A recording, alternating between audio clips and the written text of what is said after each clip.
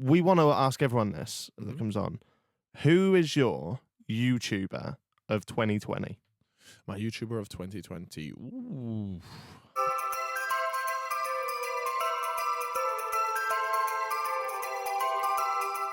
YouTuber cook-off. Yes. That's one of my your banger series. Yes, it does always seem to do really well. People like to see me constantly make shit food, so fair play to them. To describe it to us, if anyone hasn't seen it. It's I take on another YouTuber in 25 minutes. We have to cook the best dish, and then I get one of my mates to judge it and rate it. And so far, you've had Stephen Tries, Yep. Bazinga, Yep. Talia Ma, Harry, and Anderson Gibb. Yes. Who's been the best? In terms of whose food has been the best, or who was the best to have on the show? Who's the best to have on the show? We'll go for that. I always Stephen Tries is always is class to have on. Yeah, he was good fun, and then I think like Gibb was also great as well. Though his energy, such a great character. His energy's mad. Yeah, so both of them, but at the same time, all of them have been such good videos. Like, I always come out of them and I think, yeah, fuck, like that's actually made me laugh, like doing it. So, and I think that's why it does so well. Is it bangs, doesn't it? It's definitely like my biggest series for sure. It's weird because I don't claim to know much about like the YouTube like SEO and stuff like that. But when I see them titles and that, I don't know why they bang, but they do bang. Mate, it's literally just title YouTuber cook-off versus whatever YouTuber it is. It's never anything like spicy or dramatic. Yeah. And yeah, it just goes down really well. I'm just trying to think of why. I guess it would just be that you're watching a YouTuber do something different. Yeah, I think so. But it's not only that, but it's like cooking is something that everyone can do. And it's always interesting to see. No, but in the sense that, everyone has the access. Yeah. Everyone can have the, go into their kitchen and cook something. So it's more so just to see how someone else maybe compares to you. Yeah. Because everyone else has at least tried cooking once. Yeah, and I know how shit I am at it, so I want to see how good or shit they'll be. Yeah. Oh, I think when we had Stephen on here last, he'd just come from doing. He did. He did. He literally told me, I'm off to Jetman. I was like, yeah, cool. Is that? Do you know what he's gonna like talk about? And then he was like, no, but I'm pretty sure the F2 are going to come up sometime. And I was there like, yeah, it's probably a safe bet. I think that was what kind of reignited, I should say, that whole thing again, because that was a pretty weird time in YouTube this year. Do you reckon that was one of the biggest YouTube trends this year, the F2? Yeah. Even though it didn't happen this year. Like, this is what I was so confused about. I was like, why has this beef come up? Honestly, like a year and a half, whatever it was later, and I was there like, why is this kicked off again? And I don't know. I guess people just had thoughts they never or like feelings they never managed to express previously, and now they felt was the right time to do it. Spencer kind of finally put a plug on it, didn't he? Sort of put a lid on it, kind of thing. We want to ask everyone this that comes on. Who is your YouTuber of 2020? My YouTuber of 2020. Ooh. Oh man, it's hard to think. Can I ask what your guys is first, just to get my brain rolling? Yeah, you can. Yeah. I haven't given this much thought, but from the top of my head, I think I'm going to go Chunkz. Okay. Young Philly, them together. Right. Just what they've been doing. They had the Soccer Aid stuff, and see, I think they have probably had the most success and definitely the best. But my problem is, do I class Chunkz as still a YouTuber? I'm not sure. Okay. He doesn't necessarily upload that much. Like when I look at both those guys, I think these guys are like almost personalities, presenters. Yeah, like that's the vibe I get from them. And definitely they, or at least Chunkz. I'm not too sure about Philly, but Chunkz definitely, like, he came up on YouTube. Yeah. So I guess he qualifies. I guess. I see what you're saying. Yeah. But in terms of if I'm looking just purely at their YouTube and, who's really come out with pulled out the next level videos, pulled out, really come a long way. How about Nico? No, Nico was probably my last year. Yeah. My last 2019. year, 2019. Yeah. It was all the stuff with like the what he did over with the KSI Logan Paul fight and stuff like that, which I think was.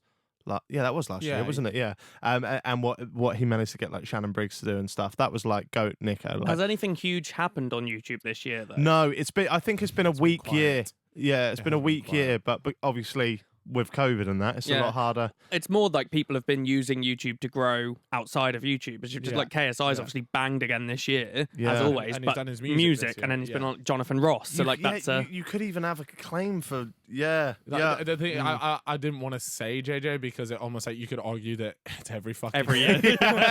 but like there's no one that, to be perfectly honest with you, there's been no one that has jumped out at me and I've gone, wow, you've changed it. Josh Pieters has had a big glow up in terms of his content. It's not that regular though. It sort of comes and goes. So I mean, I couldn't really tell you that there was one particular person, although I think JJ deserves like an honorable mention. I don't know if you've watched the John Ross show. Yeah, we did. But it's one of the best YouTuber sort of in a mainstream. He came across so well. He did. I told him, I was like, mate, that is the best bit of TV work that you've done for sure. 100%. I can't remember it off the top of my head, but there was bits where he was having us cracking up watching it, wasn't it? Like, and everyone there was, and it didn't. I know what you mean. It didn't seem like there's a YouTuber in the room with these mainstream celebs. It was fit in. 100%. Great to see. I was so happy. I was there like, you've made sort of the YouTube crew just proud, really. Like, you smashed it. 100%. Fair play to him. So what? I kind of want to push you for a shout. Just so a shout, yeah. Do you know what? I'm gonna say Josh Pieters just because this year I've tuned into every video that he's done, and I appreciate the way he's changed. He's completely changed it, and his friends have sort of left the YouTube scene, I guess, and they're doing like more of like a business related stuff, and he's sort of doing his thing right now. And so I'm gonna give it to Josh Pieters, but I can't really say there has been a proper barker. It's a good shout because he did Katie Hopkins start of the year. Yes, banger huge video. One. Carol Baskin. He needs more. He does, but with these ideas, I think they're so big. It's obviously going to take fucking ages to do. And it's kind of, I don't know what the phrase is that I'm looking for, but when you hit such a level. You make a rod for your own back, so to speak. You have to keep hitting those levels, because if Josh now makes a banger video, but say it's like an 8 out of 10, like that's a good solid video, I don't know if it will perform as well because people are expecting him to fly Katie Hopkins out to Prague and shit. I think he's gone so big, which it's one of the biggest sort of YouTuber downfalls that I've noticed is that a lot of the people, they'll go and create like this, constantly trying to up the quality of their last video. And I was actually talking to Harry Hugo about it the other day on the golf course. Is about how the a prime example is Harry.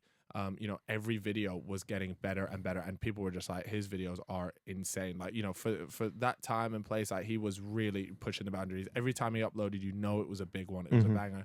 And then it gets to a point where you go, how the fuck am I supposed to make this better? And so, and then it doesn't demotivate you, but you're just there like, I just can't make it better. And you don't want to release something that's not as good as your last video. Yeah, but that's one feels like a step back. That's a big like mentality thing with YouTubers, and it's something that I've realized is like you can't do YouTube like that. Yeah, you can't keep thinking, oh, it's not as good as the last video, I'm not going to upload it. No, it's just not possible. Yeah.